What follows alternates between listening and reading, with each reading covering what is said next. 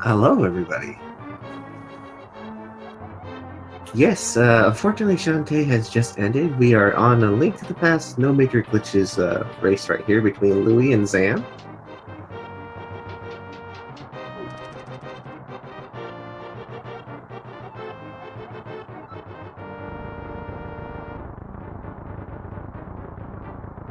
Both our runners are in this race.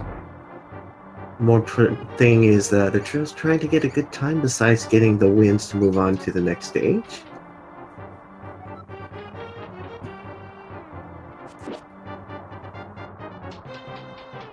Alright, basically what we're seeing on the screen right now is both our runners go through this back half of escape and run to some of these rope stakes. It's all RNG based.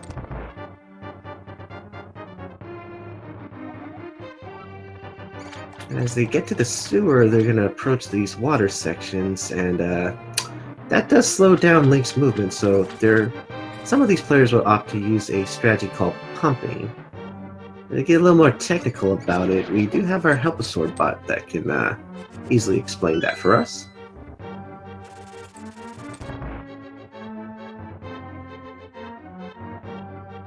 For the gist of it, it's basically Link moves at a certain frames as he walks. By using this pumping skill, you're able to reset his moving so that he actually moves a little bit slightly faster, but saves about 10 seconds overall throughout the run, so it's a good strat to use. And both our runners have made it about 6 minutes through escape. This is the general time we would like to see.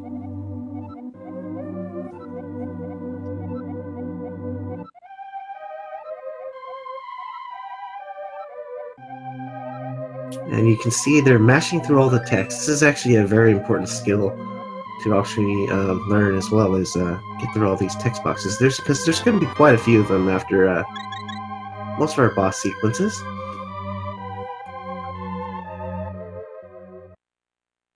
Both our runners opted to pick up the Sank Heart. It's an important safety to pick up in the early stages of this game, because later on we're going to go some different routes than the conventional one that the game wants us to do. And by having that extra safety heart, you can kind of save your run through a lot of these boss battles.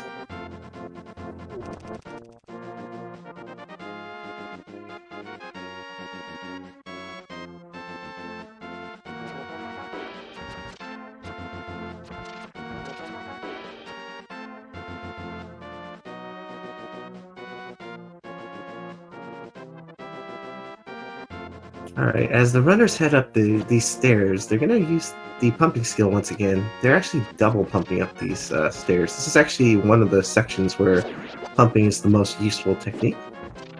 And you can see they're using the boomerang to stun enemies instead of slashing through them, because it's actually quite slower to slash through the enemies. It's a little bit quicker to boom and move.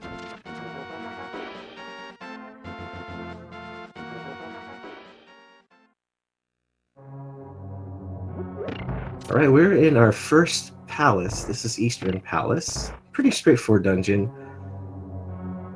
They're heading towards this cannonball room, which is also RNG based. The ideal one we want to see is, oh, Louis had a pretty good one. You didn't have to even zigzag through it. Just go straight up, pretty much, make the left.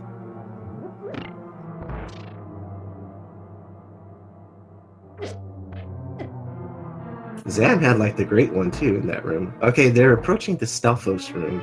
Generally, you would trigger 4 Stalfoses to appear, but our runners are trying to skip that by throwing these pots without triggering them all to appear, and just killing 2.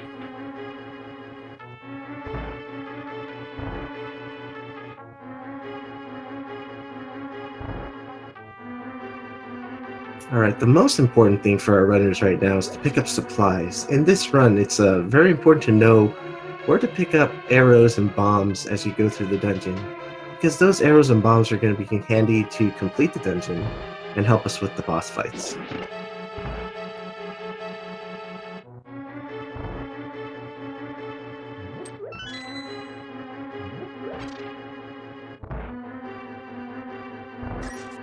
Alright, they also slash through the Popo there because they're also trying to collect some rupees for later on. We're about to approach this room where we're going to get our big key, and both our runners are going to attempt this damage boost on this Popo to actually skip a sequence. The room basically wants you to kill all these enemies, then to collect the big key chest. But then by doing the damage boost, we can actually lift up that pot and hit the switch, therefore bypassing all that.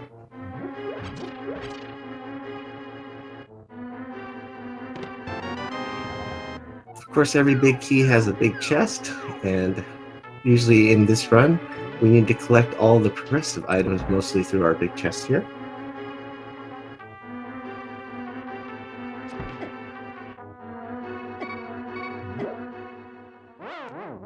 Oh no, Louis takes a death.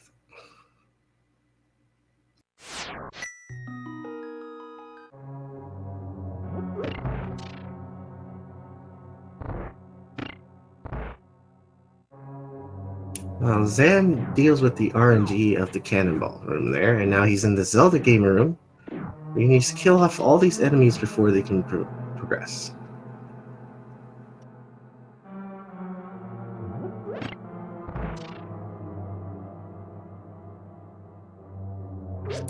Alright, the red Igors can only die with arrows, and we are in our first boss battle now.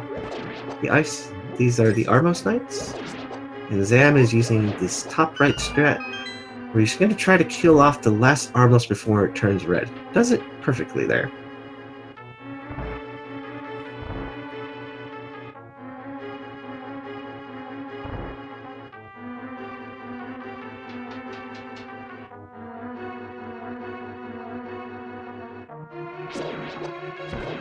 Alright, some tech smashing and we're out.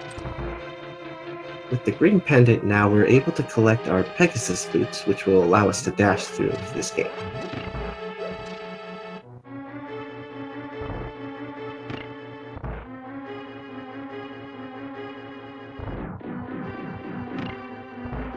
Now let's see if there's any route divergence here. Zam may opt to pick up the rupees behind Sahasrara here. Or he might go for Rupee Tree route, but we shall see.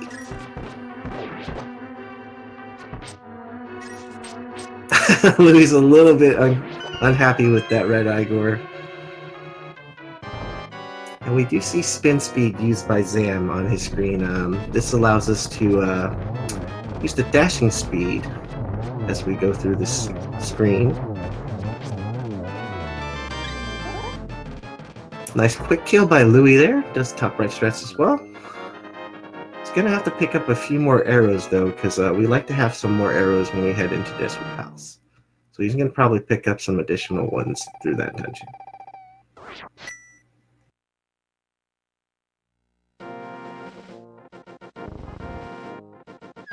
Looks like Zam's going for another spin speed off the stairs here.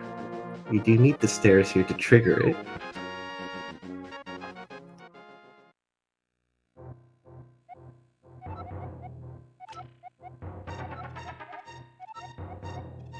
So far, so good. Our runners are both now armed with their Pegasus boots and on their way to Desert Palace.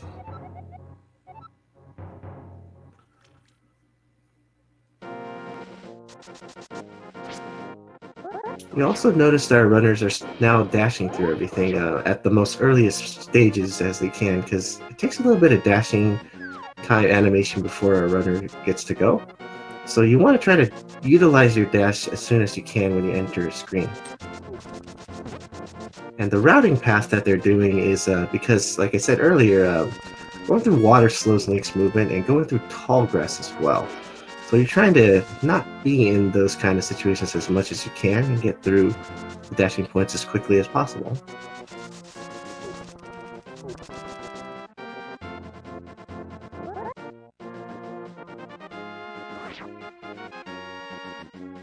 Of course, we're now in Desert Palace on Zam's side, while Louis is still collecting the book that requires him to enter Desert Palace.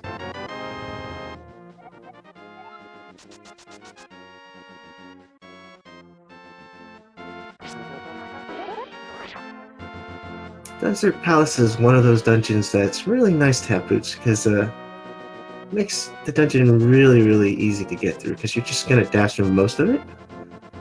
See Zam use a poke dash strat right through that antlion there.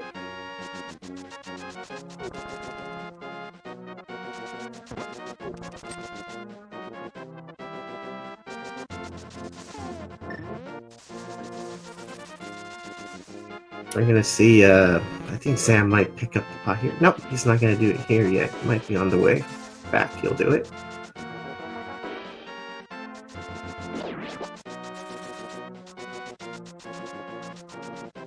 Now let's see how he handles the cannonball room here. It's also R&D. Oh, really nice cannonball. Didn't have to worry about adjusting anything, and on his way out too.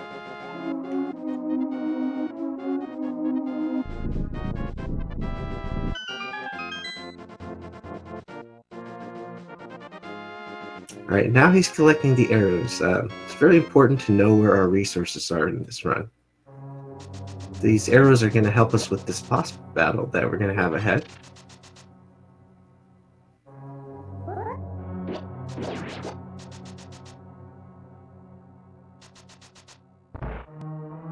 And yes, we do get the power gloves in this dungeon. This allows us to lift rocks. And we definitely required that to finish the game.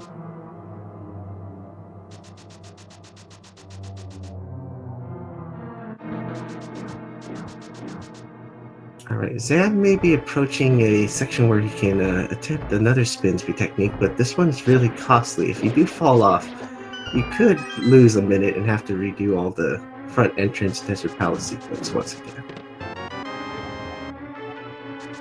Meanwhile, Louis just got his big key, and Zam just uses a key dash to open that door. He normally would bonk into that if he didn't hit the trigger point properly, but he did execute that by aligning himself on the bottom of the wall. So he was able to trigger opening the door without bonking into it and dash through. Key dashing is a technique that we use to try to keep dashing through doors, and we do have Helposaur here who can actually explain that even more technical than I can.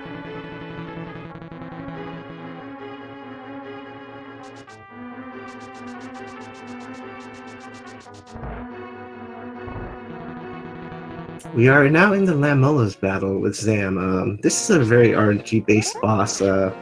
How it jumps out of these holes is completely random, but the first cycle, it always jumps out of those particular holes. And then after that, it's all random.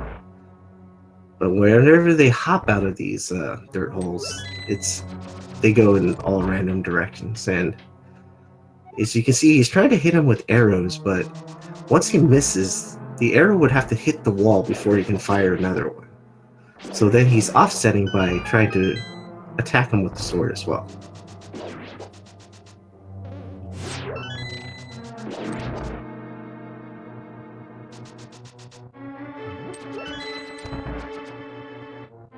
Looks like Louis catching up some good time here. He's about to get into his Lamo fight. He's very wisely picked up the arrows.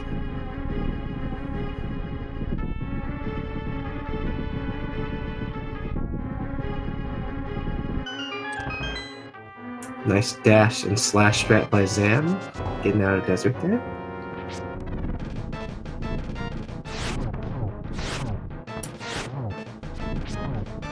Not a bad first cycle for Louis there.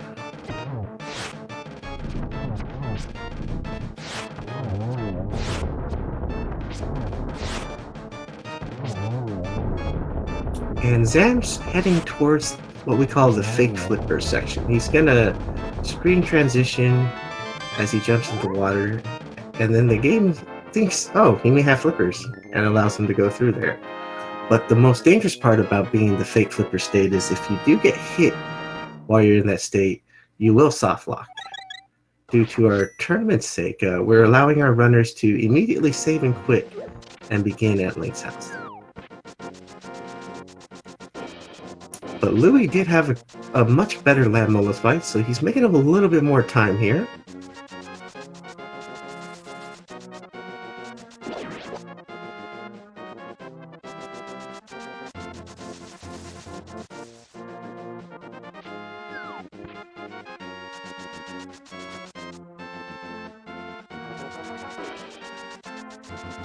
And Zam's talking to the old man. This is where we're going to pick up our next progressive item that we need in order to proceed on our run. Oh my god, Louis getting close to there.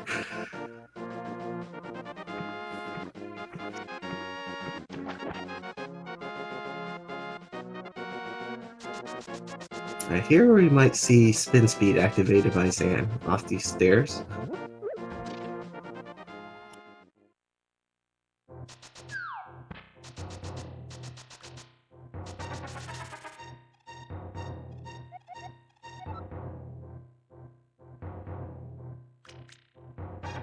Also, Zam tried to go for a quick warp there, which, by going to a warp at a certain camera angle, you're able to save about half a second of time.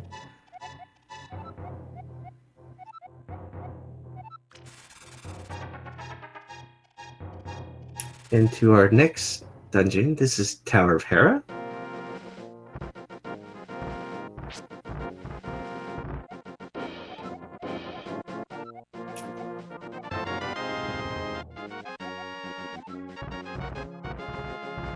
Alright, as you can see, the usefulness of the mirror is allowing us to begin right at the front of the dungeon once more by resetting it.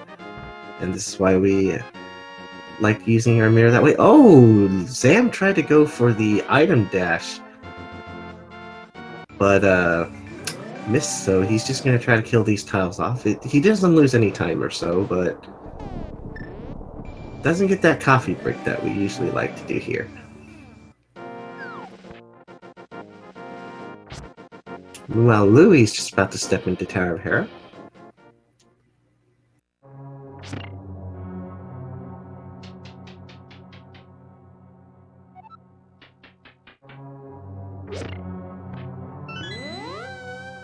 Zam's got to be a little bit careful, though. He could die before he gets this key, which I hope not. Oh my goodness. Please play safe. Okay, now he can death warp if he likes. There you go.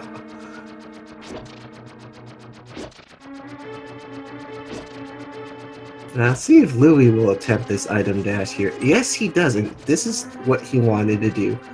You want to be able to item dash and throw your boomerang to hit that switch, and then it clips so that you get these iframes. And now you can just take a short break here while he reevaluates what he wants to do for the rest of the run here.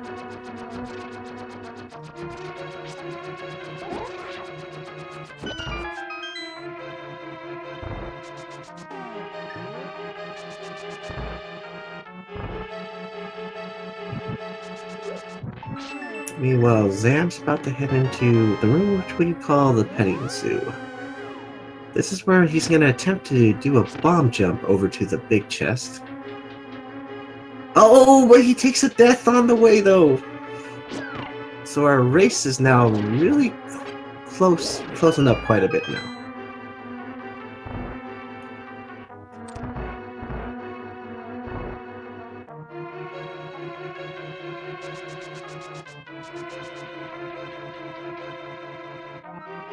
Louis is now in the petting zoo where he's going to attempt the bomb jump here.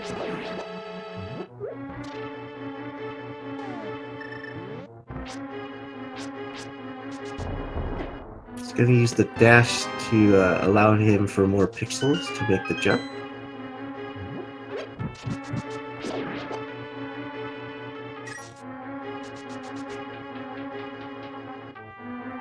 Zam's about to be right behind him. He's going to attempt the same bomb jump too. But he doesn't do the dash, so he had to position himself higher up.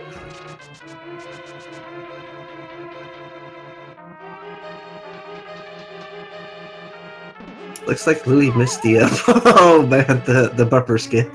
So Zam, we have yet another lead change. Zam catching up with him here.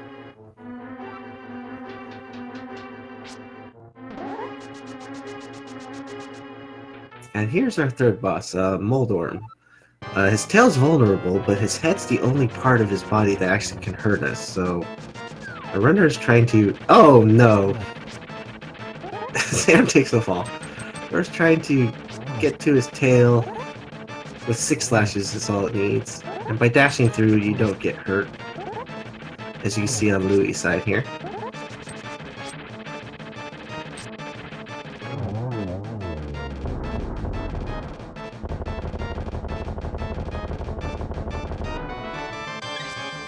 Nice clean fight by Louis, getting through in one fell swoop. The worst part about this fight with Moldorm is if you do fall, he regains all his health and you pretty much have to start the battle all over again. And it looks like Zam got through nicely as well.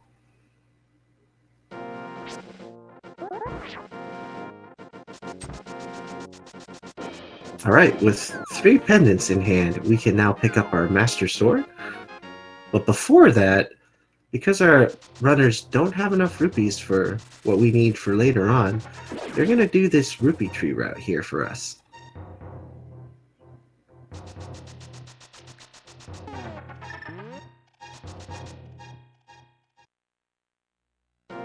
Alright, on Louis' side, he's going to tug this tree here and get some rupees.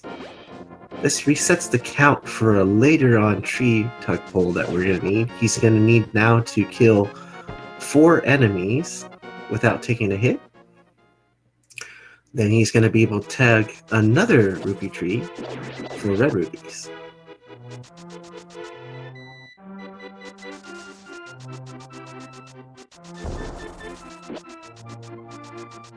Zam's also trying to do the same thing.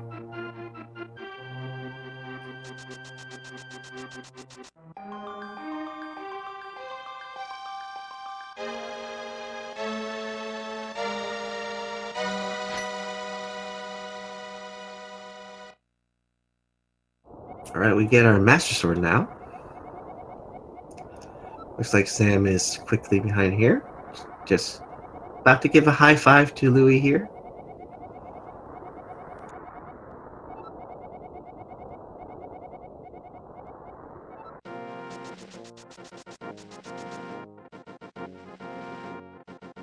And now Louis is going to finish up the rupee tree route here. He's going to kill maybe one more enemy. I think if I kept count, he needs to kill this one still. Yeah, he does. Yeah. Opting to skip the mushroom, so he's going to skip the powder later on then.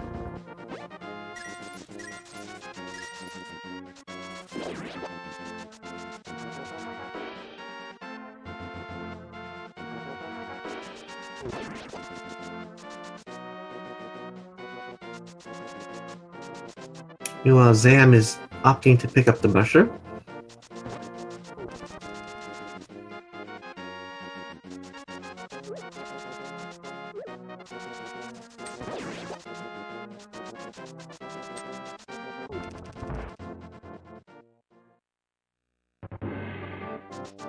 Did see a fence dash nicely made by Louis there. Also really nice that he's maintaining his sword beams for some strategy he's going to be able to do when he gets into Hyrule Castle here.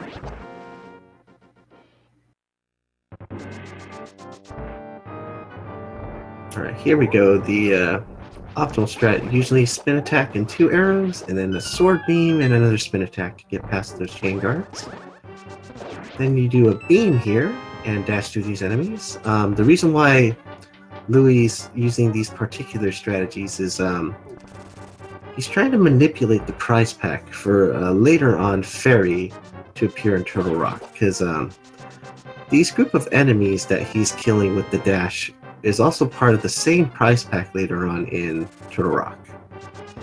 And by dashing, you're maintaining your prize count. It doesn't actually go up when you dash, it actually stays constant, so dashing through enemies maintains your prize count down low.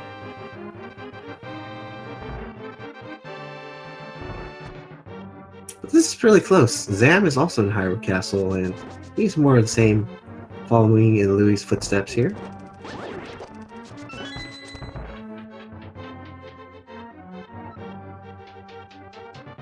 He does have an advantage a little bit on the arrows, though, so for Zam.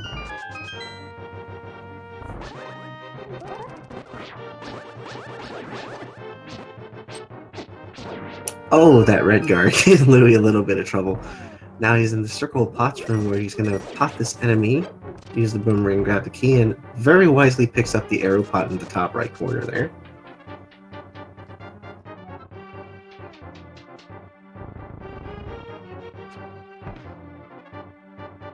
And we are approaching our RNG boss, where, of course, someone in chat already mentions, can we get 15 blue balls? Yes, this is a very RNG dependent boss, and the worst case scenario is if he throws these 15 blue balls on you where you can't attack back until he throws those energy balls.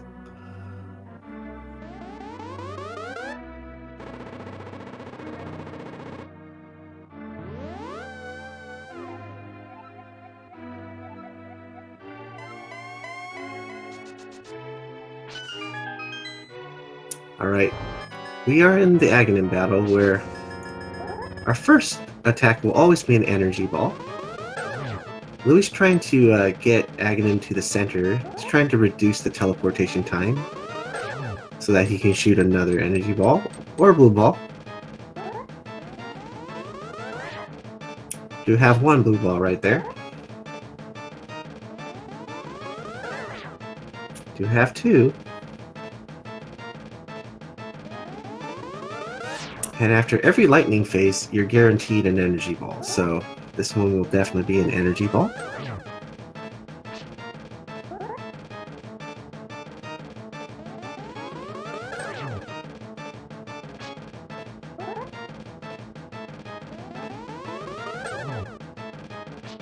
I think Louis is going to be fine. He's not going to have too many. 3 is the general average.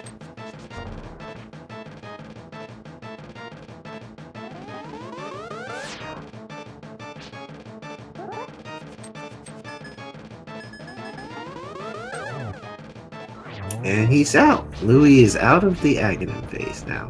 And we're onwards to Dark World.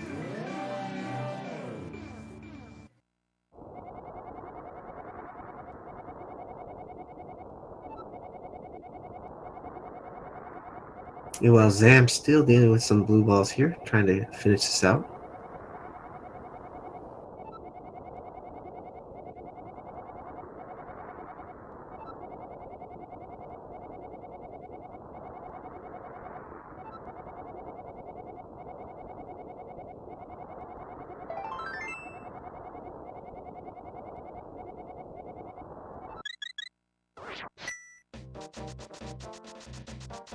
Aw, Zam's having a little bit longer Aghanim fight.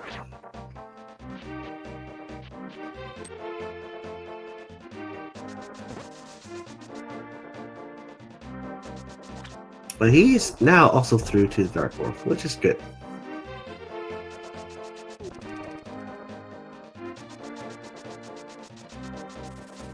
Now here, oh, yeah, don't get hit by that that dactyl over there. Does do quite a bit of damage. But this is why we needed to pick up the 110 rupees, because this monkey here is called Kiki, and he takes 10 rupees away from us here. Now, it's important not to get hit, because then he's going to have to repay Kiki again. Alright, he goes a little bit down to try to get Kiki closer to his body, because Kiki's going to jump off his back there to open the entrance for us. But he charges us 100 rupees to get through there.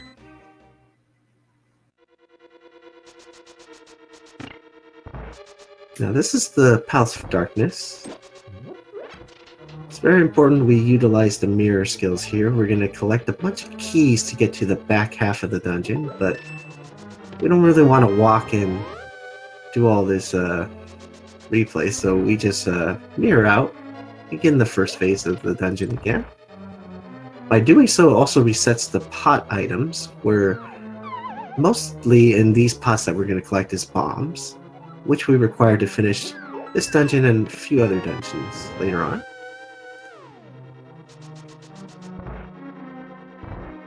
Zam's also now with Kiki.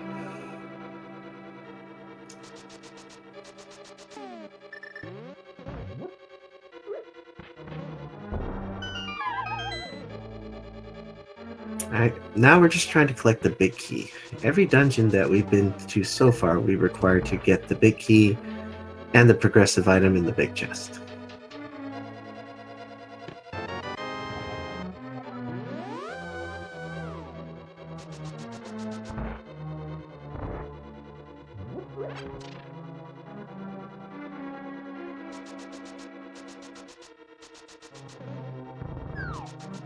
Louis is about to head to a very interesting bomb jump for most. It's a 2-pixel perfect bomb jump where we have to be in the right Y coordinate. We call this the hammer jump because this big chest here contains our hammer. So right now he's going to have to place this bomb in the correct Y pixel coordinate, and then he has to position himself in a good Y pixel coordinate, which he does perfectly for us right there.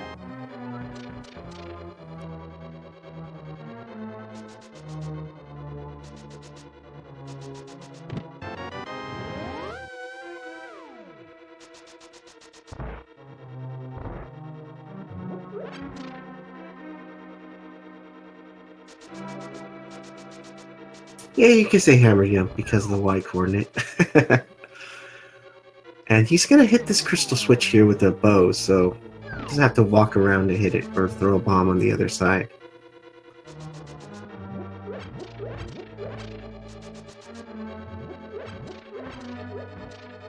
Alright, we're gonna see Zam also potentially attempt the hammer jump here. Here's the reason why we needed to have the arrows is for this Mimic's room. And of course Louis was short on arrows, he wisely picks up a pot of arrows there.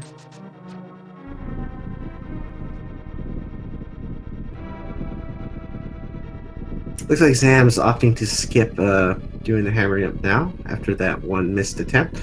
He's going to pick up a key which is on the right side of this room.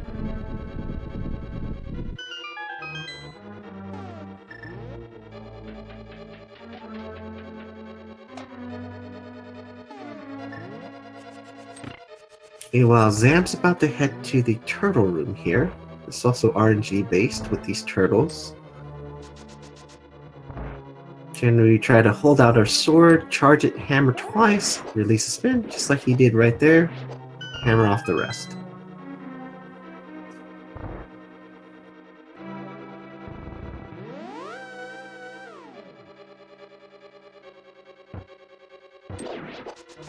And meanwhile, Louis is about to head into our boss here. This is Helmasaur. Takes 17 hammer hits to his head to break his mask. And then, depending on how you attack his gem, you could use the hammer to do tempered sword damage. You could spin attack with your sword, which also does tempered sword damage.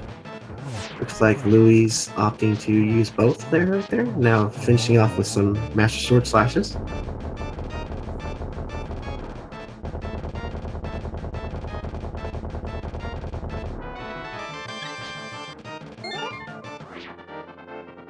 Good clean fight by Louis there, out of Helmasaur.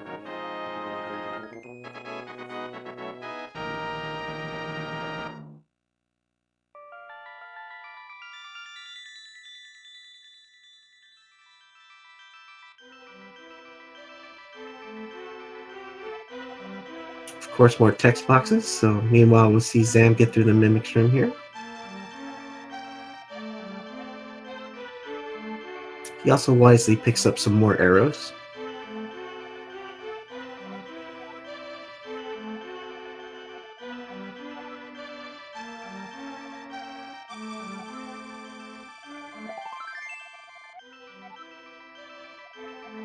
Now basically after this dungeon, the game actually wants us to try to go to Swamp Palace, which is actually labeled Crystal number 2.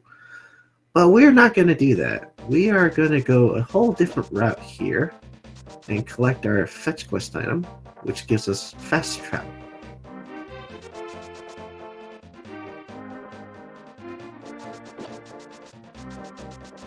Meanwhile, Zam's stepping into the turtle room. Let's see how he fares here. He actually had a pretty good one too.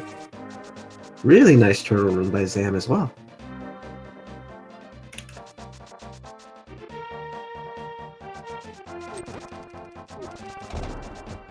Nice item dash by Louis there. Uses the hammer. Gets through those pegs.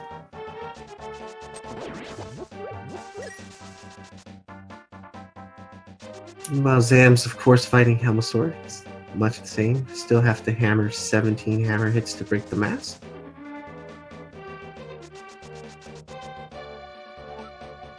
I wonder if that was the last hammer hit though. Oh, it wasn't. If you actually time it when Helmasaur shoots out his fireball, and then you break his mask on the final hit. Oh my god! It's gotta be careful here. Oh no, no, no, no, no, no! Oh my god! Oh my god, Zam just he collects through that fight.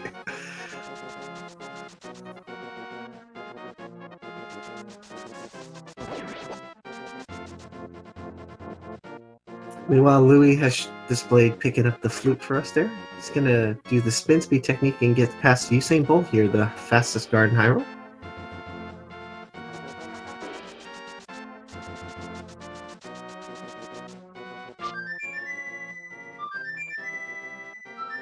Yes, Zam barely escaped that fight. Anything would have killed him there.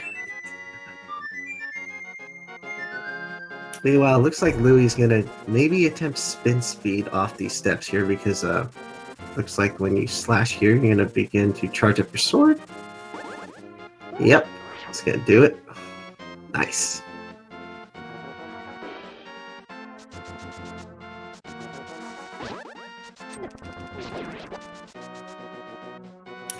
He wanted that heart. He looks like he really wanted that heart, but he's like, nope. Just gonna keep going now.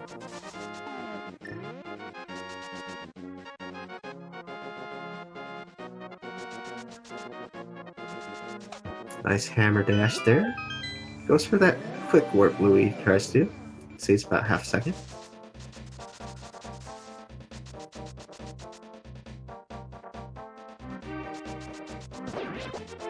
Alright, we're going to Thieves Town now. The game actually wants us to do Swamp, but like I said, why we're doing Thieves Town though is we're going to pick up our next progressive item, the Titan Smith. This will then allow us to pick up a Tempered Sword, which is a much stronger weapon than our Master Sword. And it enables us to fight bosses much easier.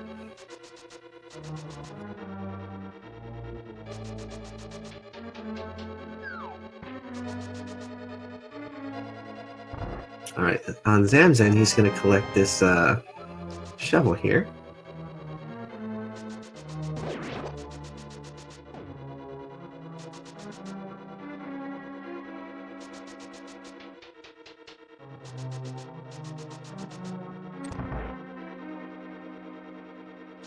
Alright, we get a 2-dick special here on Zam's side today.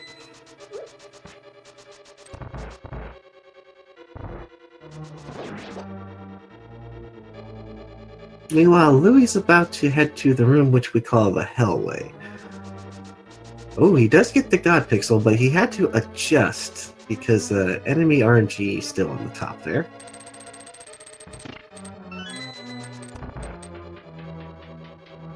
Yes, looks like Zam baited out Usain Bolt there to get past him. Really nice of him.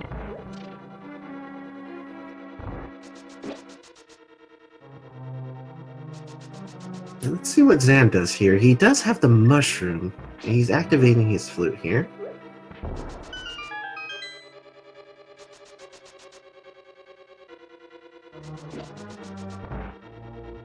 Meanwhile, Louis did blow up and shed some light into the situation.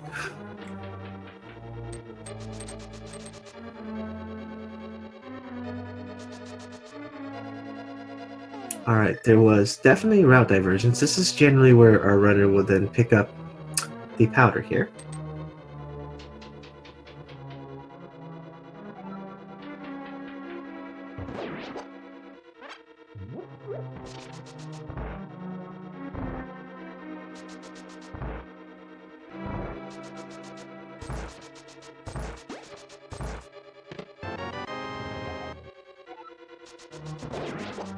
On Louis' side, he picks up our maiden, because he's a gentleman.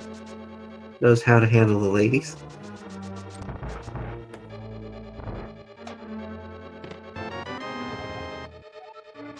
Now we got the Titan Smith.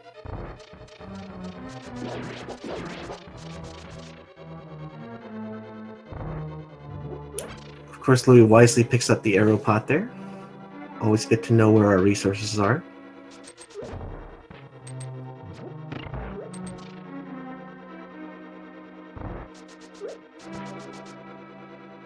And we are in our blind fight. This can be a scripted fight depending on how you attack blind here. Yep, he does get to the right position. He's going to go down and up now. Poke, slash, poke. And it does a really clean fight. It's pretty textbook, really nice fight by Louis right there.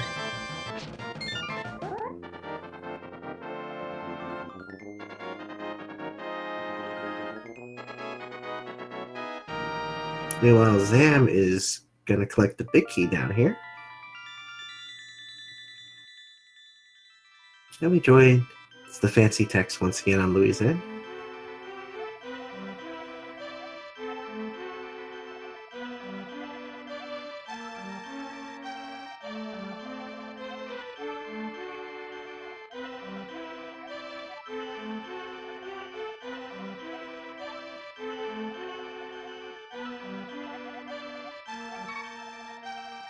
Alright, meanwhile, we're gonna do a little bit of shopping here.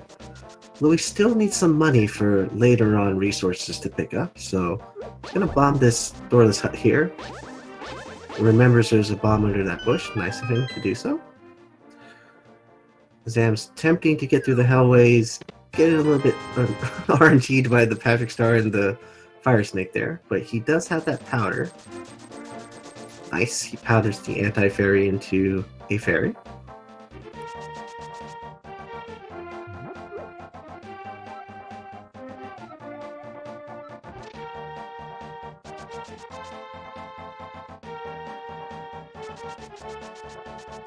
Meanwhile, Louis is gonna help this frog out, because he's just a nice guy there.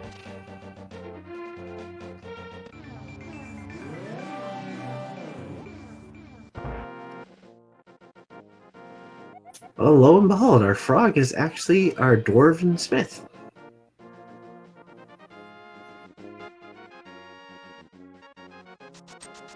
Smith is grateful for us, and he gives us a discount. So it's about 10 rupees and we'll temper your sword here.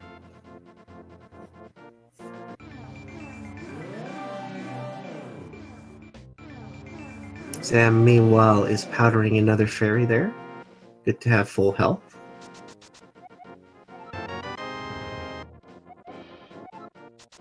And Louis collects his tempered sword. Huge upgrade from the Master Sword now.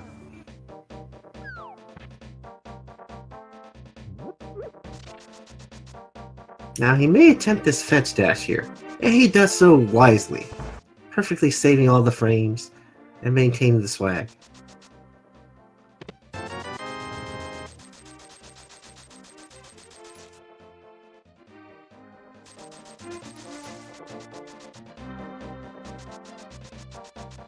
Meanwhile, Zam's collecting the Titan Smith. He's also on his way to his blind fight.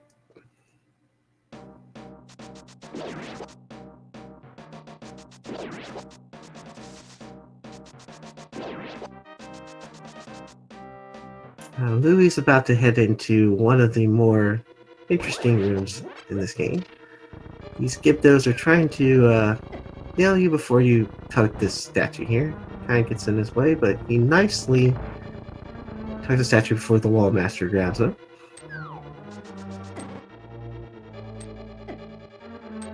Sam's doing pretty well here. So far, so good with his blind fight. He's following the script pretty nicely. Just one more. There you go. Nice fight by Zam there. Louis is about to attempt another bomb jump here to get to the big chest. Nice. He may opt to bonk over the railing. Oh, he's gonna just take the damage then. Okay. It's a little bit quicker to fall into the hole because then you'll begin right at the entrance. But oh my god. Oh, don't die in the overworld now. Dying in the overworld is not a good thing.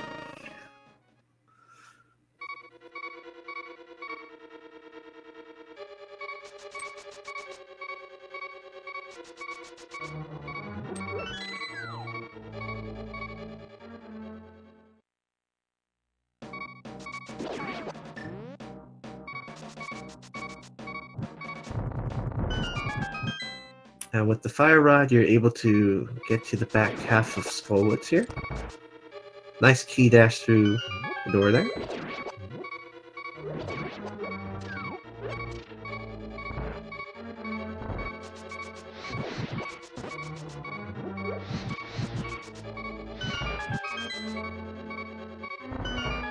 Nice torch room there by Louis.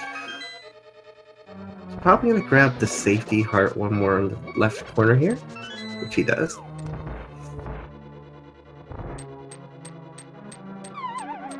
And we're in the Mothula fight now.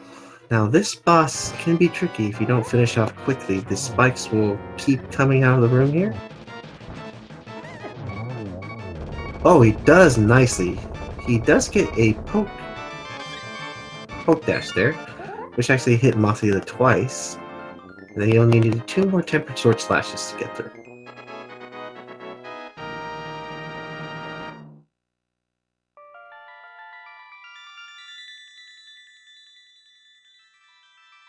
Really, really nice clean fight by Louis there, getting out of there quickly. Spikes weren't really able to move that much, so that's what we want to see.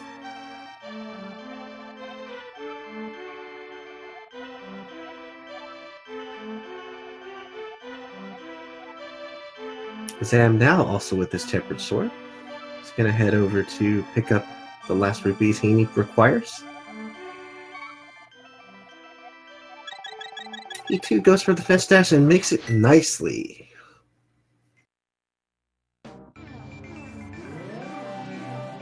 Actually, absolutely, I would agree with you on that one today. The Sank Heart was definitely worth grabbing. Louis now is going to pick up the last remaining fetch quest items and progressive items we need.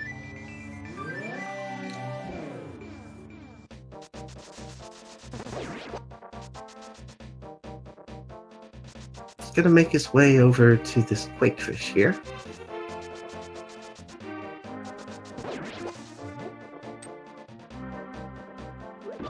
He's gonna come across the lottery room. This is what we call a lottery because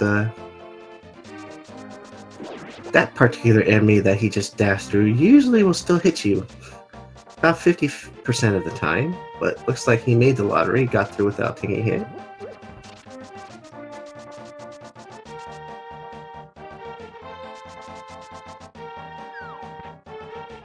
Alright, gonna toss something into the circle of the rings here. Bonks off the rail here. This is trying to line himself up for another quick warp.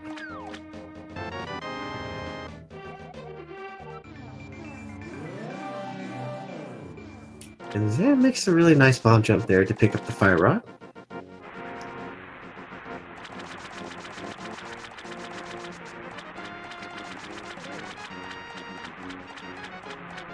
Alright, more dashing through the Zora domain. Look how close Louis is to the shallow water here.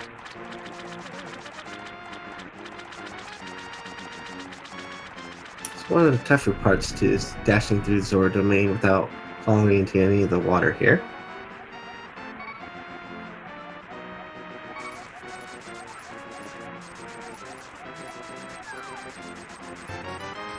Alright, we paid Zora 500 rupees to get our flippers.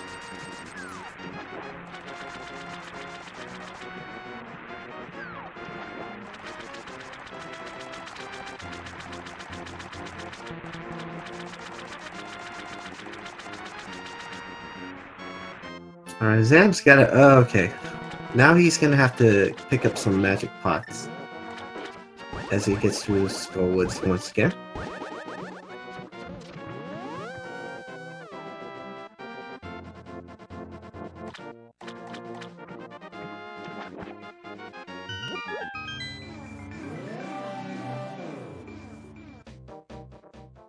Louis on to Ice Palace now. Still has sword beams, which is good for this room because these jellies have electricity and you don't want them to get in your way.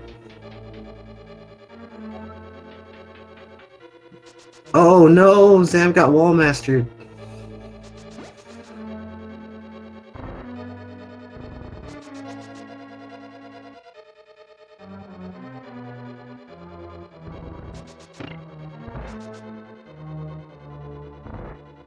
Oh no, another death.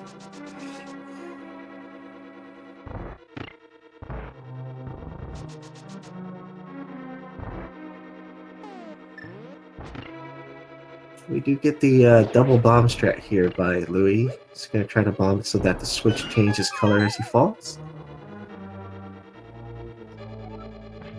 And then the one bomb strat to kill these Doubtful Knights, done by Louis here. Really nice.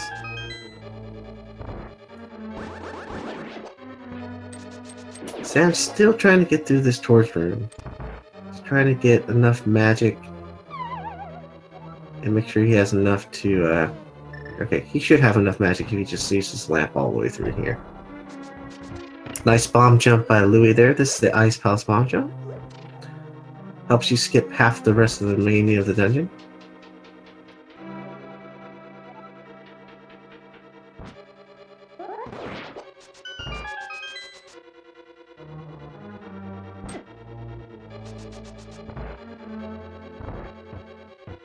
And Zam now makes it to the Mafia fight.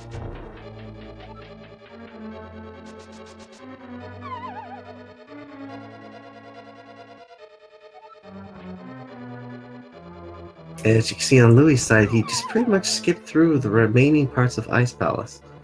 And he's already on his way to the boss battle here.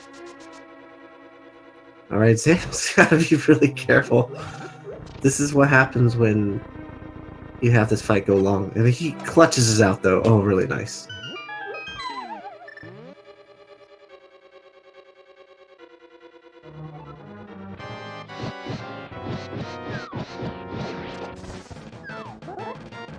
Well, meanwhile, Louis in the boss battle zone. He goes with a 6/ strat here on Cold Stare.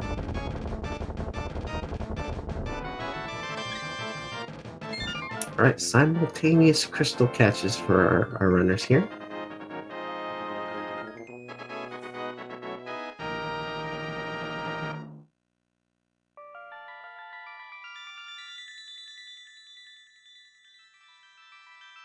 This is still really good pace for Louis. Heading out of Ice Palace with under sub 1 is a really good time to have.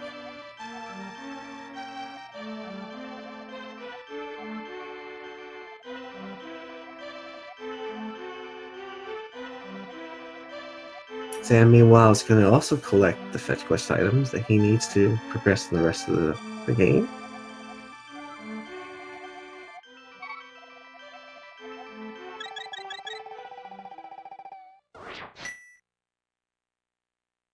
Alright, some runners will change their route here. They'll be opting to either grab the Ether and the Ice Rod here, or they'll be heading straight to Swamp Palace.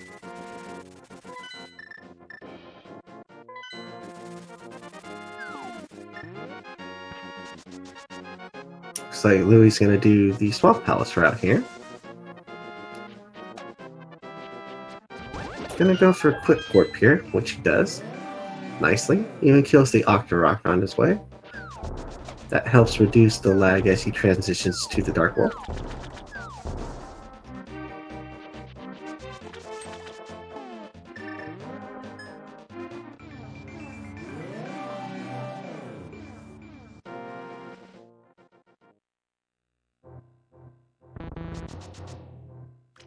Meanwhile, Zam's going to collect the Quake here. He's going to probably eyeball where the Quick Medallion drops and tries to get the Quick Warp as well here.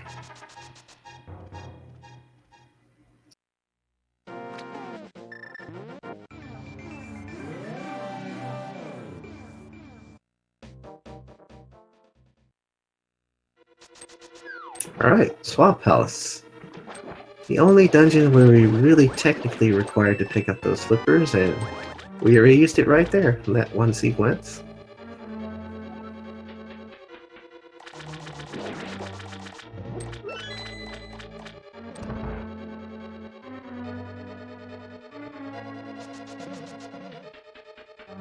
This dungeon has a bunch of water switches that we have to hit, and we have to get through some swimming sequences, which is why we needed our flippers for.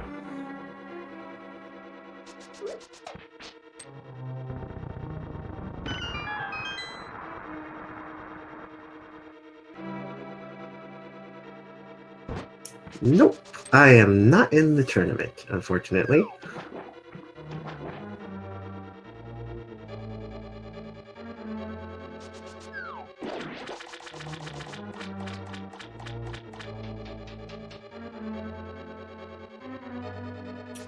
Louis is on his way to get this other key here.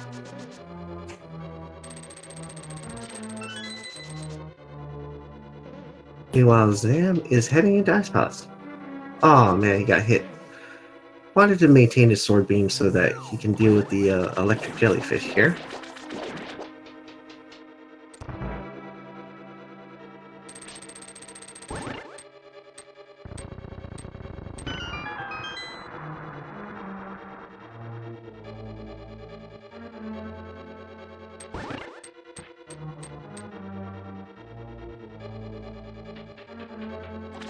Alright, Louis is on his way to collect the big key for Swamp Palace.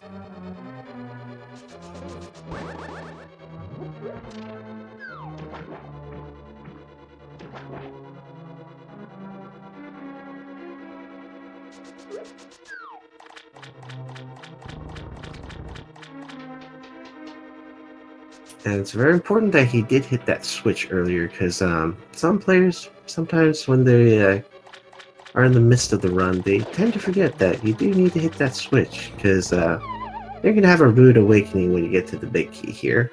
These pegs will be up here, as Louis just passed right through there.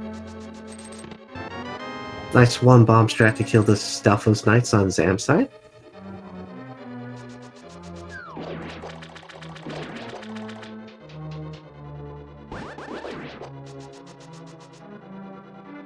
He lines up for the Ice Palace bomb jump as well, and he does it perfectly on Zam's side. Very nice.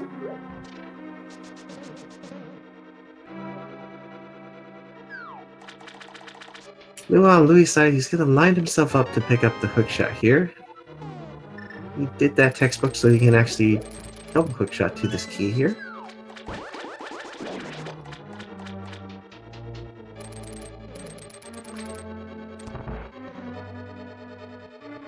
Here's a nice trick that Louis is going to do. He's going to item dash the left skull there, so he can pick up this skull pot instantly with A. He does so.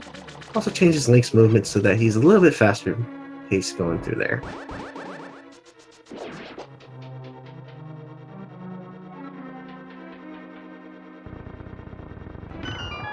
Alright, Zam is now heading into the cold stare fight, which is really good.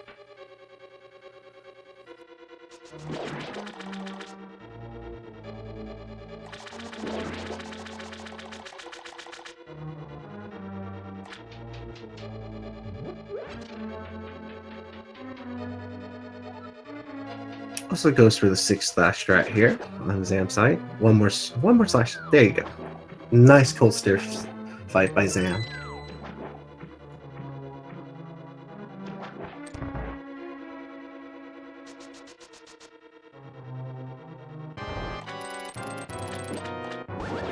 Alright, Louis attempted to go for the 0 cycle, but he's still showing a little bit of how to kill those puffs by holding out his sword. Alright, he's going to do the double fire rod and 1 spin. Nice.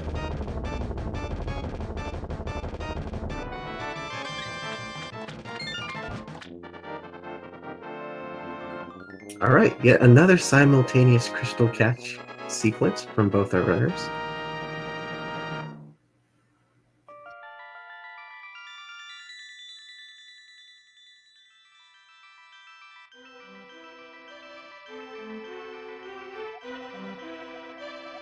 But on Louis' end, this is going to be the longest text box NPC of our entire game. This is what I call Chatty Cathy, because she will talk for quite a while. Oh, Zam tried to do a quick flute dash there, but misses the bird.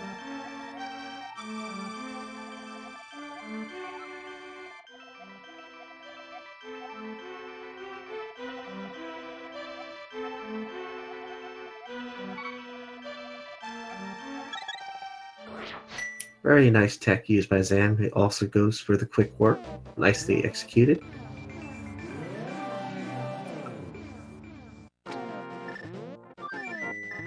Now Louis is going to go for the swag. Flute bird catch there.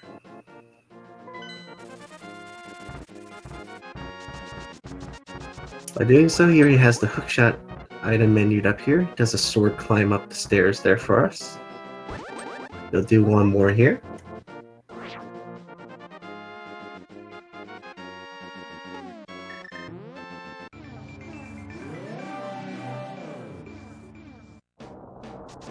Good question. Why did Zelda not do a tournament? Well, you're going to have to ask him yourself. That I would not be able to answer.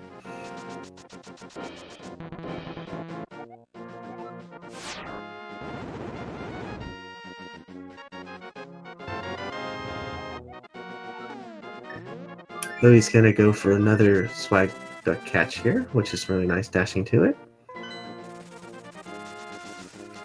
He's just picking up his last fetch quest items that require to finish remaining dungeons. He needs the Ice Rod and Ether Medallion.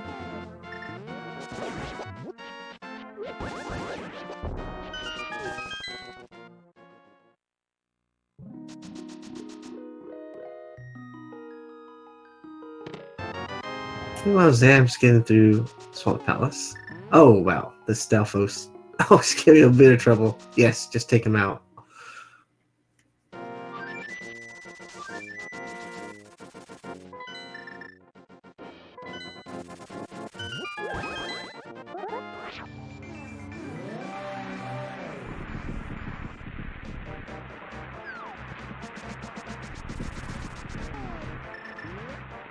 Alright, Louis in. He's gonna take out the ether. Oh no, he lost his sword beams. This is the one time you probably don't want to lose your sword beams is heading into Mire, because there's this room we call Mire 2 where there are whiz robes that appear. He does do the fried chicken for us today.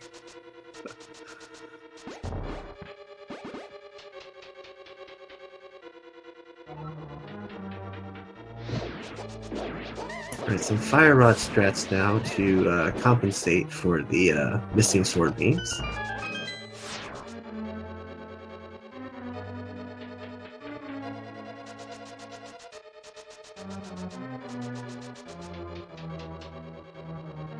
Now he's going to collect some keys that he requires to get through the dungeon, so he's going to pick up this key right here, the left on Louis' end.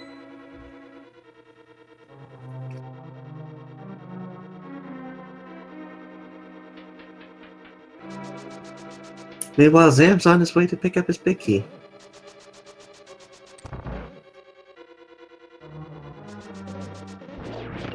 Nice jelly for him on Louis' end, able to slash and then hit the switch.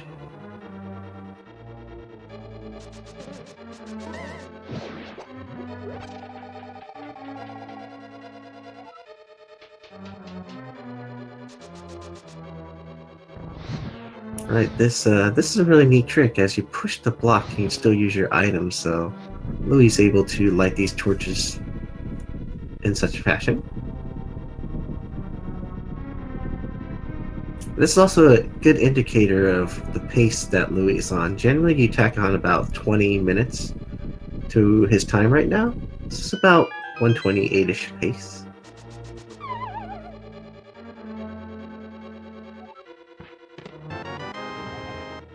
Zam nicely aligns himself to the hook shot here. He's going to able to then do the double hook to the key here. Nice.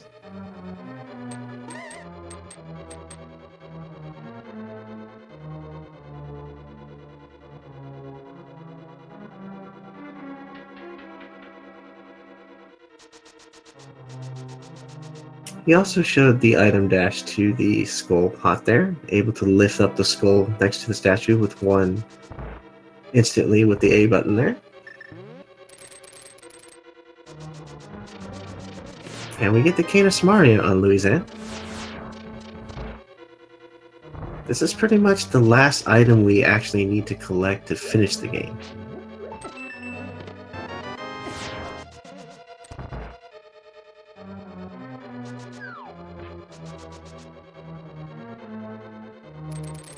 Also good that Louis is maintaining his hearts here. He has plenty of them.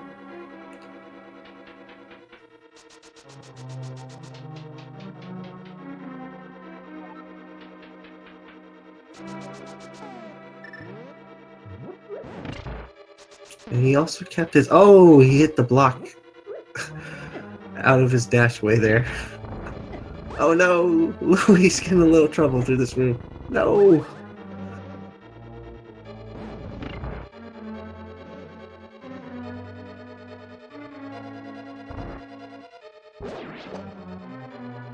Alright, meanwhile, Zam's on the Argus fight here. He's gonna kill these puffs here.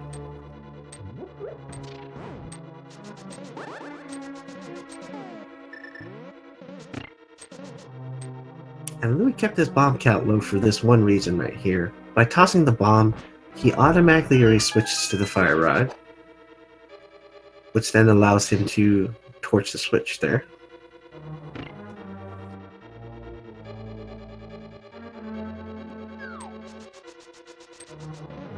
Zam, meanwhile, finishes off Argus.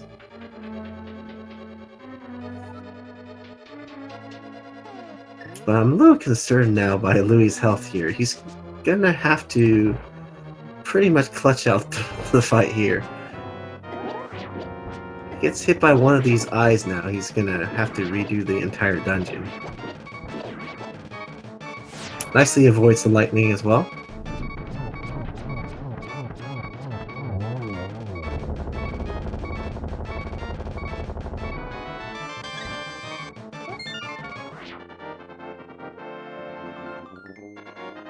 Alright, of course, Chatty Caffeine's on Zamzam. Takes a while to get through all this text, but he manages to get through.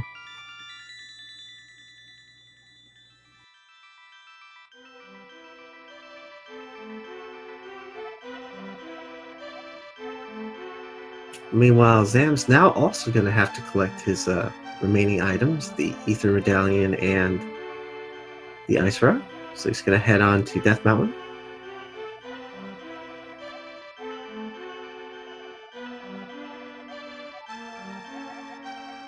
He item dashed the steps with the hookshot. Makes it a lot easier than the spin feat here. He does a sword climb for us the second time around.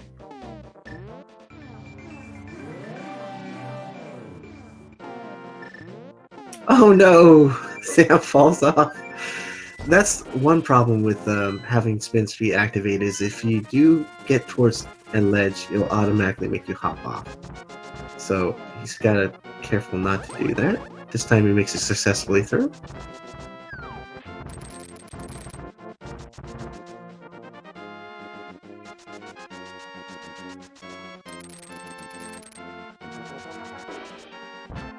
Now Louie's on his way to Turtle Rock. He didn't really get bothered by any of the dead rocks, so this is pretty good for him right here.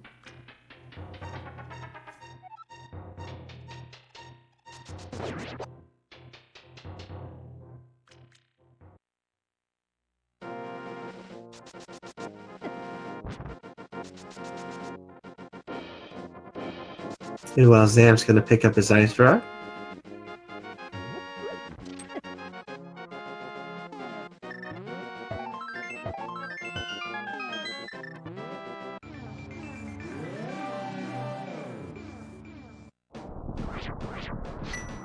Zam might be opting to kill a crab as he flutes, because he wants to have those sword beams heading into Mire too.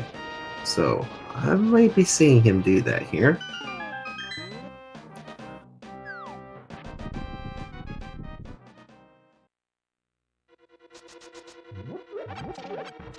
Unfortunately, did not get a heart drop. It's gonna also probably attempt to use Fire Rod to get through that room there.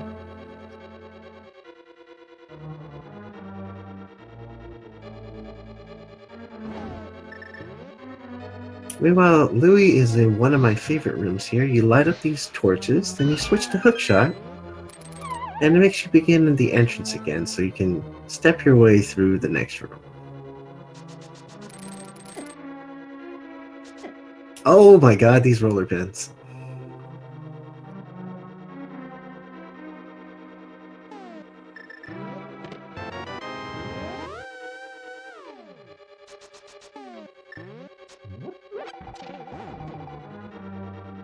As you can see, a lot of things hurt while you're in Turtle Rock.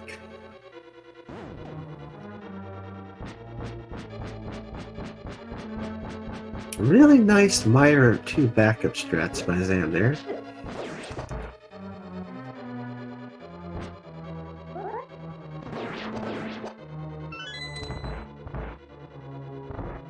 Of course we got the bird toss. Well, we also got the fried chicken earlier.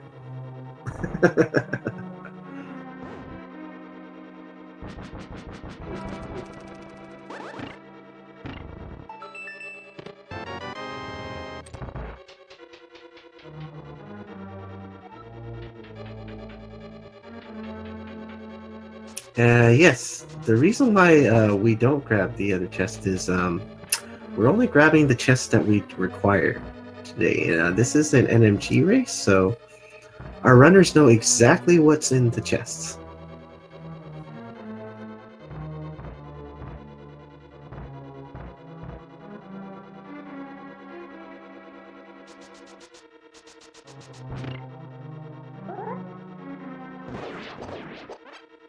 And the manipulated fairy on Louis' side comes through. He gets it right there on that pokey.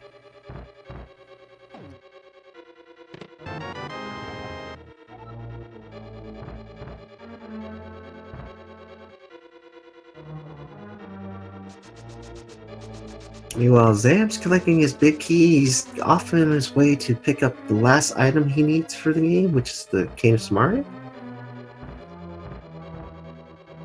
And Louis off to Pokey 2 here. There's going to be 2 of these Pokeys. He's going to slash his sword out. Not bad RNG. Best towards the door here. That's what you like to see.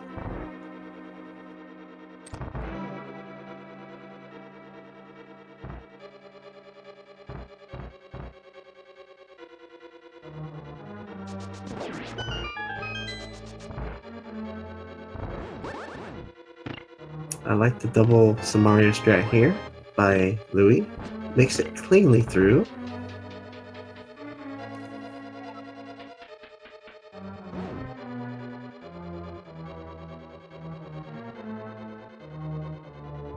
Meanwhile, Zam has the powder, so I'm not really worried about his health conditions because he's going to be able to powder many things to replenish his health, such as the bunny beam that he powdered under the pot there.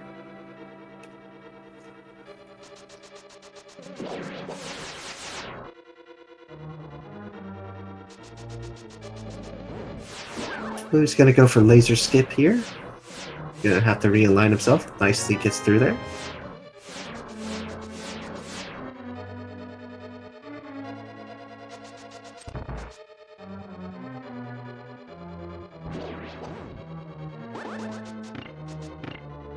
It's nice to see simultaneous cane dash Samaria strats in 2 different rooms there.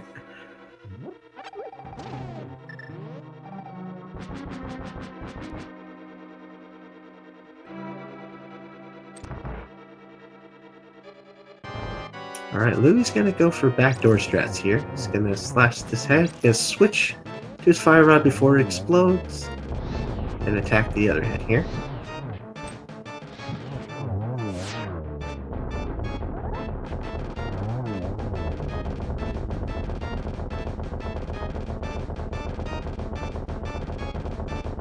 Alright, Zam's also on his boss battle fight too now. He's gonna take on Viddy.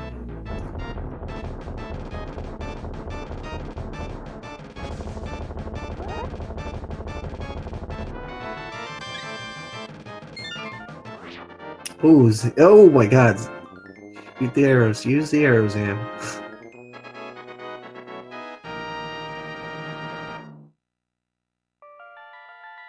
Of course, once again, Louis was wise enough to switch to hookshot before Trinex exploded. And yet, again, we have simultaneous crystal catches with text boxes.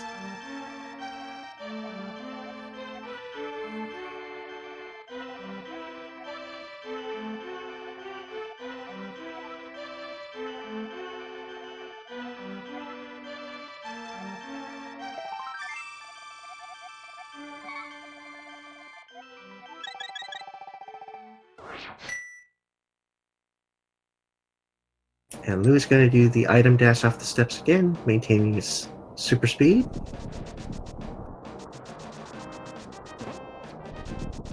And he's on his way to Ganon's Tower now that he has the 7 crystals to unlock it.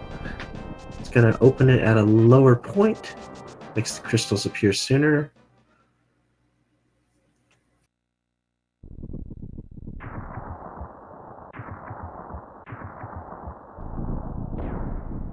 Meanwhile, Zam's on his way to Turtle Rock here.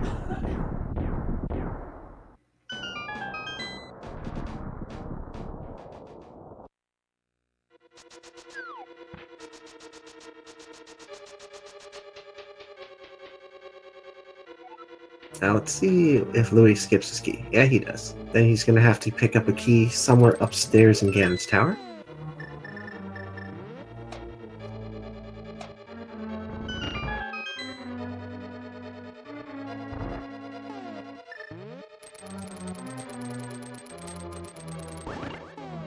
You're going to see some hook shot and boomerang strats here on Louis, eh?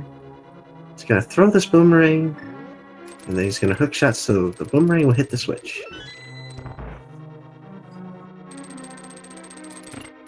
Then he's gonna use iframes from getting clipped by the pegs from the boomerang there. I mean the hook shot. And then he uses the hook shot again against the wall.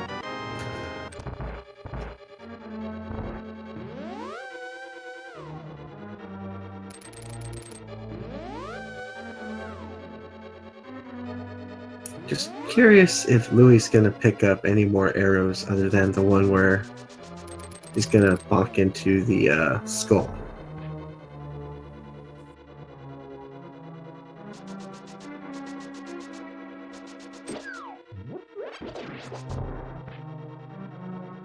Meanwhile, Zam's on his way into Turtle Rock. Of course, Louie kept his bomb count low, able to do the quick menu from the fire rod to the bow there.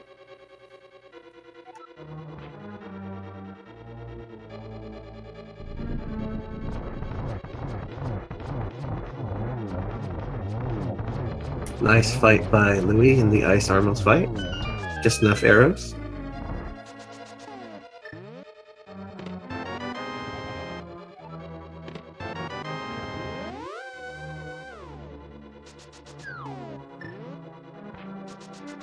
Zam tried to go for the damage boost, I believe, but that was a good attempt there.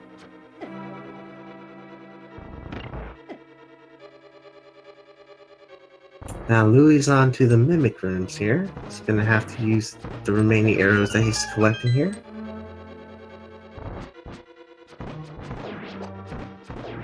Gets through both Mimic rooms quite well. Zam's having a little bit of trouble with this Pokey here.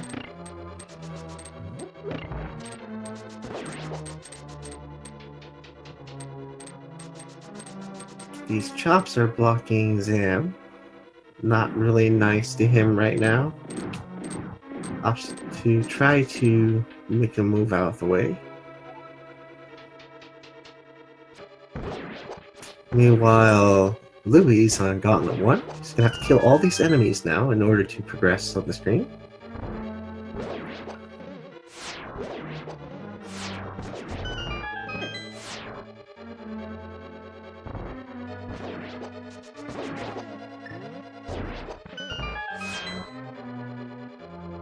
Alright, good Gauntlet here for Louie. Getting through Gauntlet. The last part of it right here. One more. Not bad.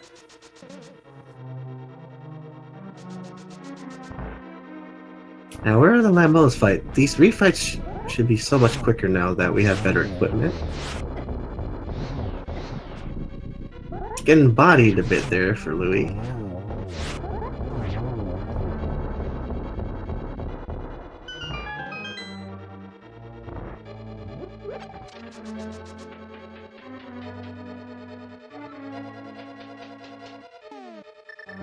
And then here's the Canis Mario strats that I love to see on Wizzrow.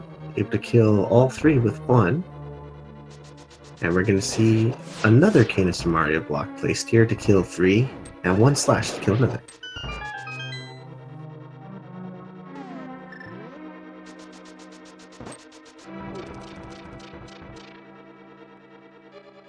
Now Louie's going to have to use definitely the lamp here. He's going to probably pick up...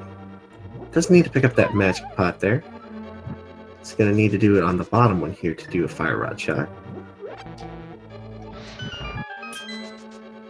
Then just making it through Pokey 2.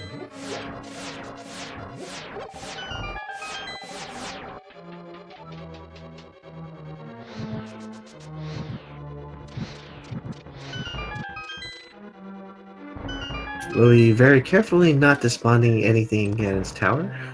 If you head up the stairs the same time the torches go out, it will despawn Ganon's tower. Nice iframe usage by Zam there to get past the rolling pit.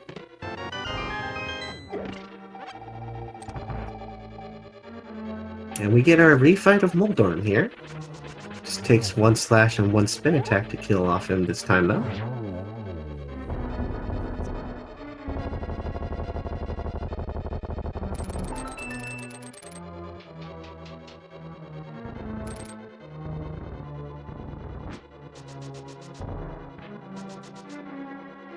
Meanwhile, Zam's gonna get the last key he requires to finish the dungeon. He's gonna attempt laser skip.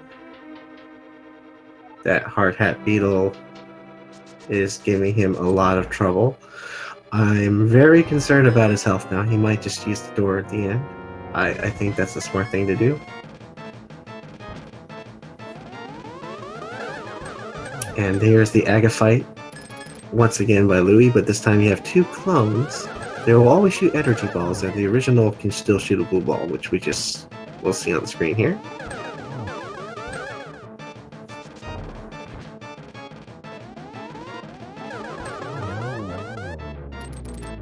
Alright, we're done with Aga now. Louis is on his way for the big bacon fight.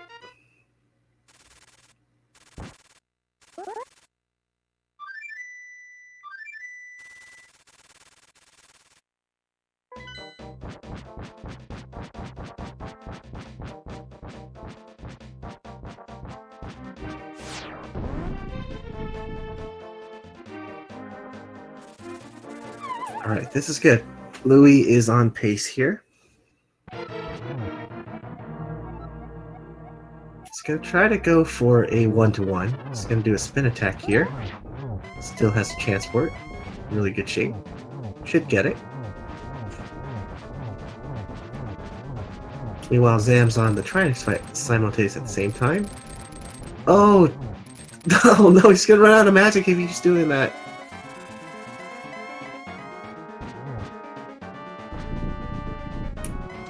Lucky for Zam, he did take the safety exit there, so he doesn't have to redo the dungeon all the way from the end. Meanwhile, cannon works, please, on Louis' end, please.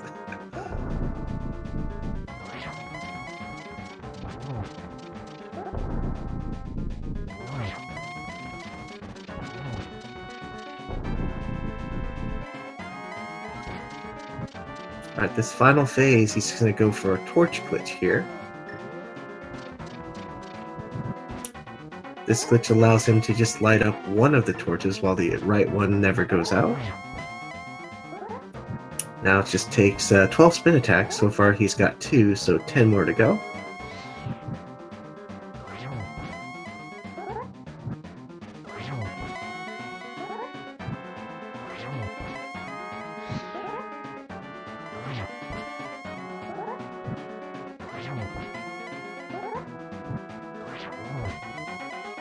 He's going to try to hit 3 in one cycle, as much as he can.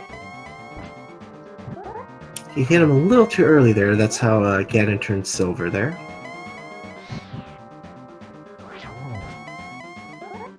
Meanwhile, Zam's closing up on killing Trinix here.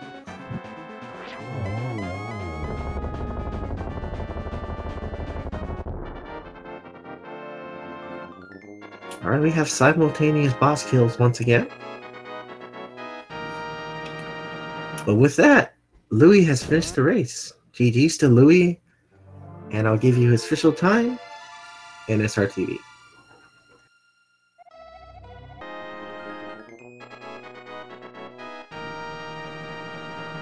He finishes exactly 129.59, sub 130 on the spot.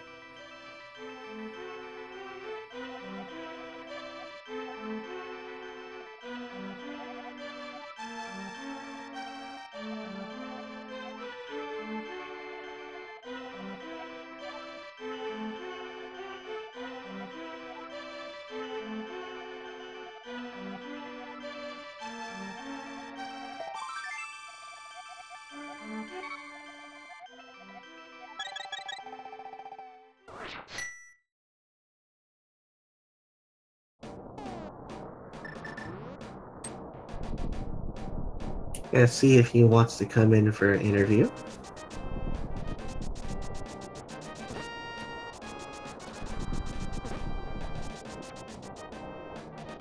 He has declined. So meanwhile, we'll just cheer on Zam here.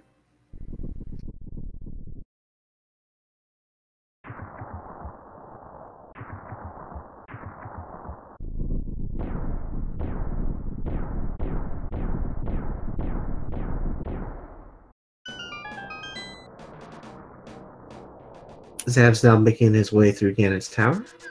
He's gonna, or so, get the same keys.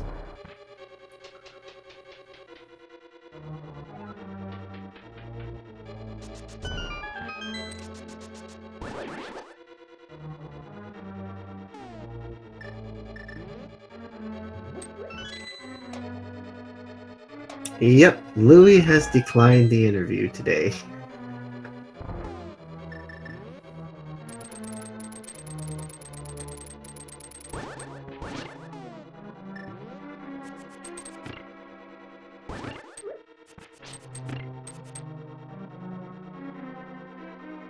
Alright, we're gonna see some boom and hookshot strats once again here.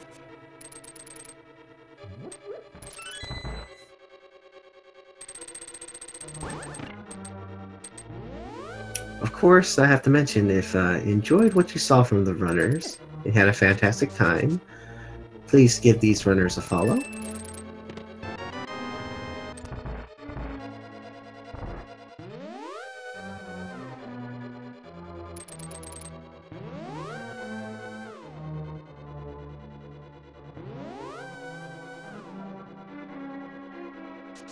Alright, Zam's gonna make it through this room. He's gonna bonk through the teleporter here. Oh! Goes into the teleporter. Goes to the other one. His arrow count should be great, though, for the Armos 3 fight. He's got 20, so that's plenty. He's gonna get 25 here from picking up that pot.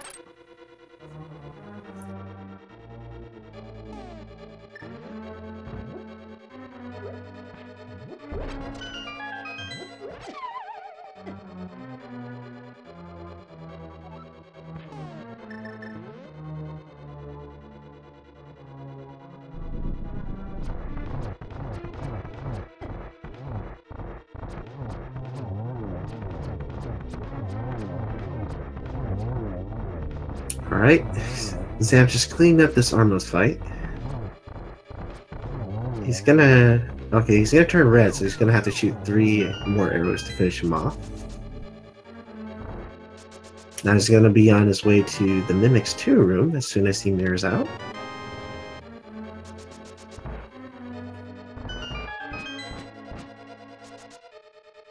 Looks like he's opting to maybe pick up red mail here. If you're going left here, it's usually a sign that you're going to get the red mail.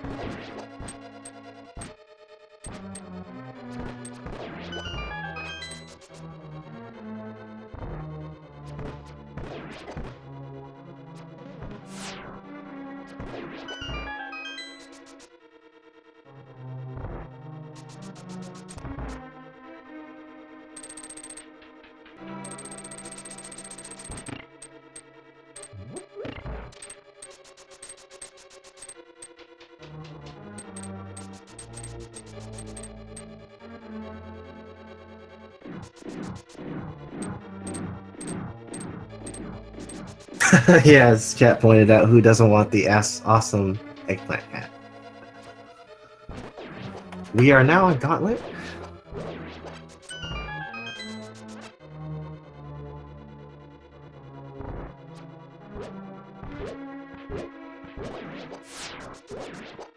Gets past the first room. Stalfos giving a bit of trouble in the second one, but makes it through.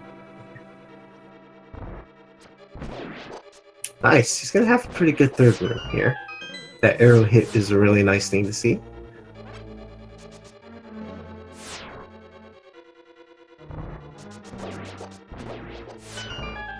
Good Gauntlet 4.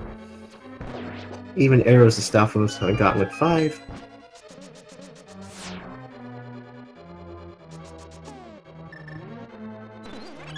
Alright, since he powdered that bunny bean, these Lamolas are gonna all jump out at the same time.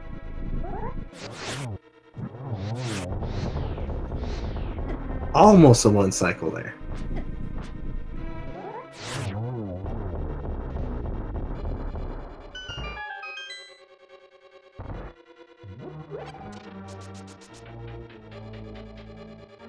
Sam's about to head into the Wizard room. He's gonna use the Kane and Samari strats here. Oh, misses one. He's gonna have to hit the one more. Got it. Yep, there you go.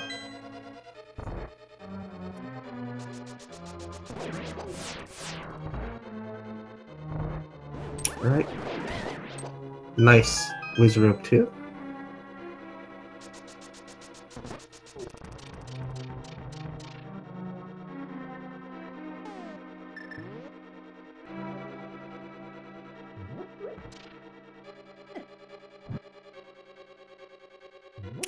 Alright, Zam carefully not falling off the ledge there, lights up the torch with the lamp. Still able to have enough magic to fire rod this one. Nice.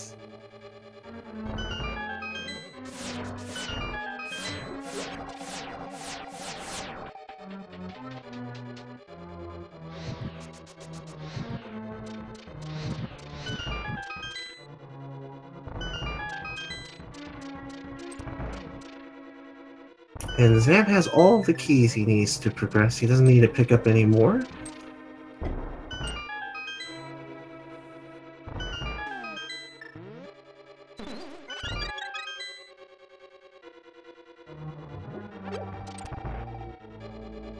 And his Moldorm fight now. It's just gonna switch to hook shot. Oh, he gets knocked off.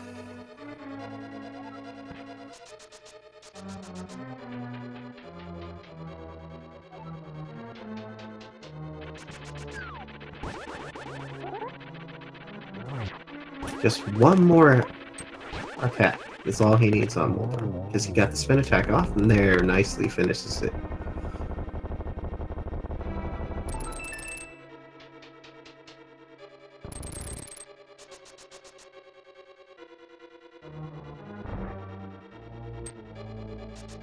Alright, we're about to head into Aga 2 once again. The only Aghanim, the real one, can shoot blue balls, and the rest will shoot energy balls. Let's see how well this Aga 2 fight goes for Zam.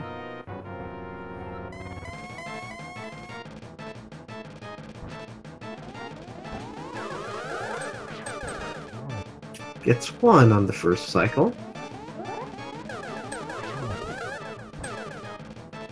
Gets another one. This is a good pattern here, though. Should be good. Ah, gets another one. So we have 3 so far. Nice triple in the end, though. Closing off the deal.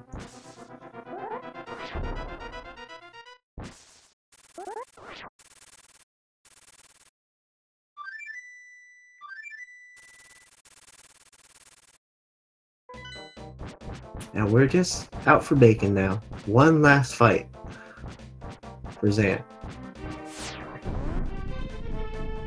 Of course, we want to cheer him on. Let's go, Zam.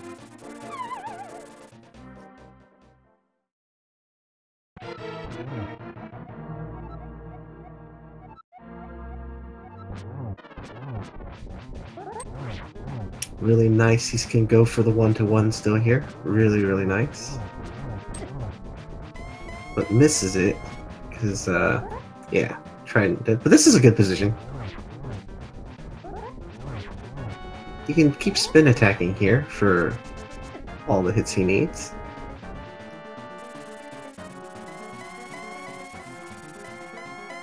Now, Ganon warps. Now we're gonna have to deal with here. Oh my god, Ganon, please.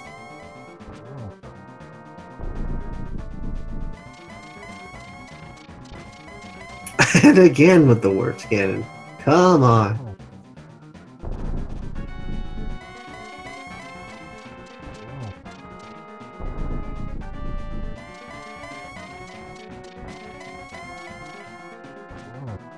Okay, good.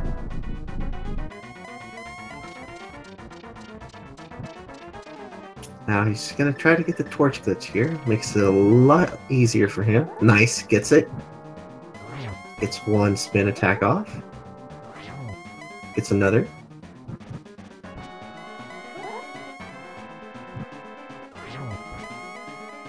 Alright, he's got 9 more to go, 8 more to go.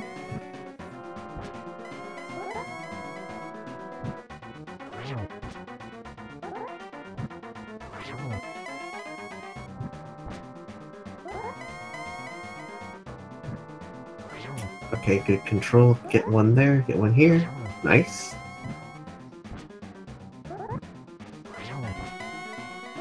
Very close to finishing now. I think he's on his last hit, potentially. One more. There you go. Nice.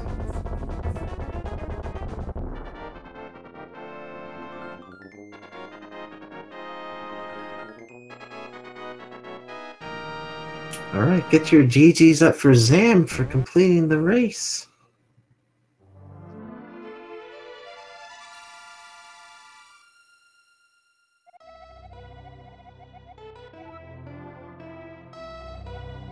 Zam's official time in SRTV is 1:42:45.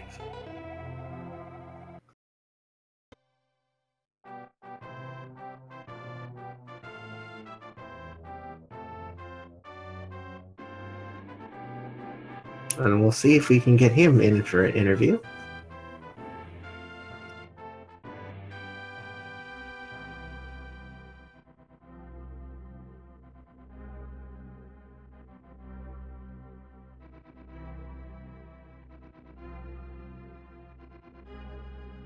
He has agreed to interview for us here.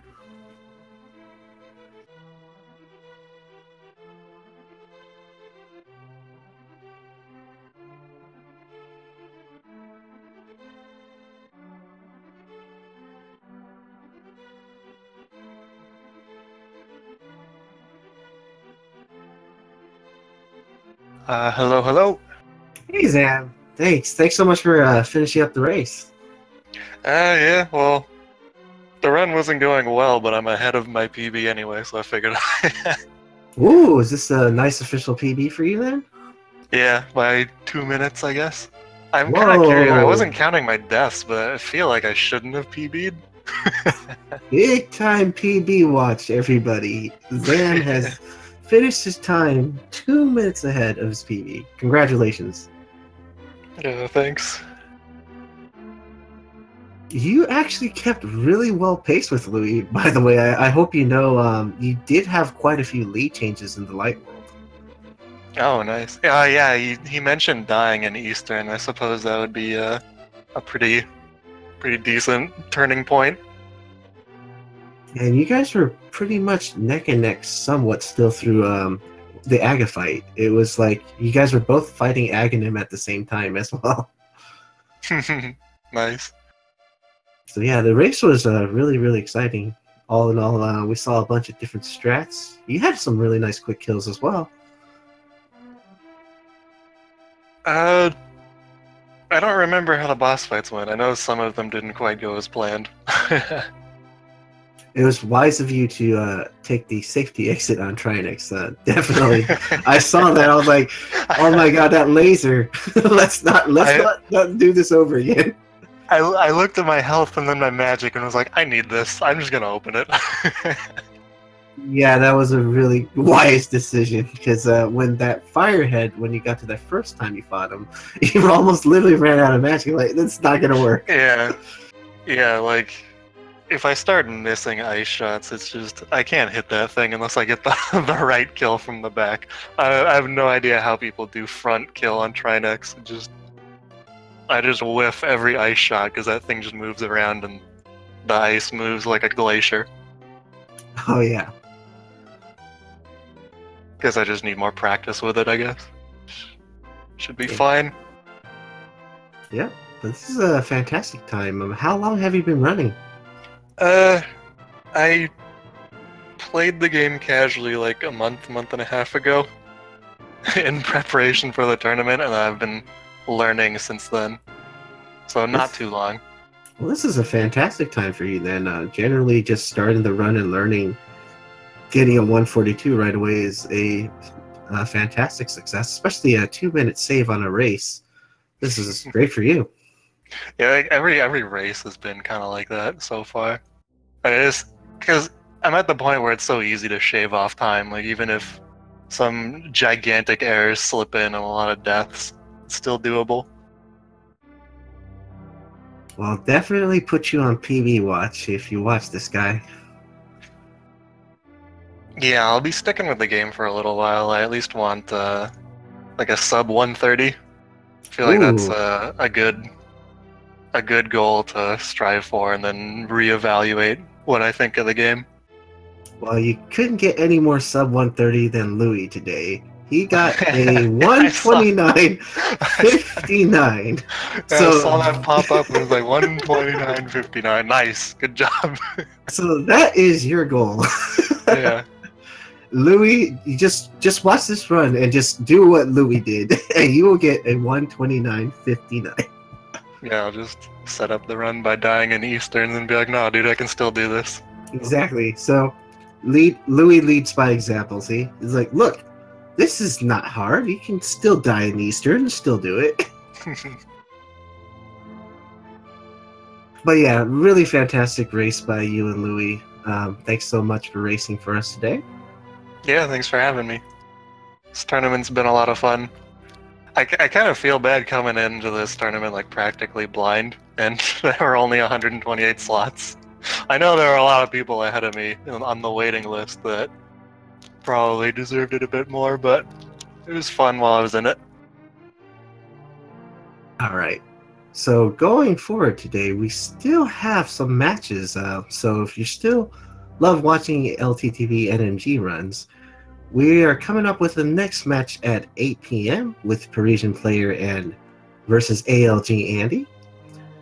And we'll also have another race simultaneous at the same time with John Rossums and ACMLM, along with Ninban versus Imosaru.